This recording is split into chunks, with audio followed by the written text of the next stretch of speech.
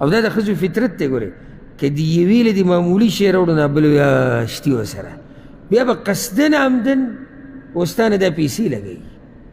ځکه چې ویده سره شتي او ځکه دا کم ملګري چې اراده لري د دویم واده یا شوقین هغوی ته دا ووایم چې ګوره دومره اسانه نه ده ځکه چې دا یوه ښځه چې که نه یوه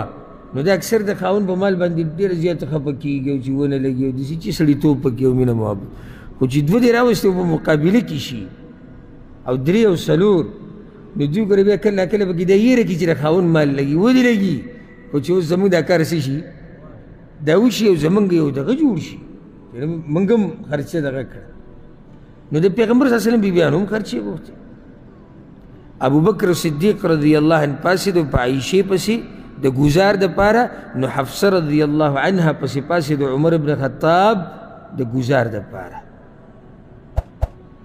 تاسو وی تپوس کوئ د پیغمبر صلی الله علیه وسلم نه ما لیس عنده د هغه څه باره کې چې هغه د هغه سره نشته نو هغوی قسمونه شروع کړو وی د نن نه بعد به موږ بلکل څه نه غواړو دا الله د رسول سره چې څه نه وي موږ به د هغې مطالبه نه کړو بیا پیغمبر صلی الله علیه وسلم یوه میاشت د کور نه بهر ناست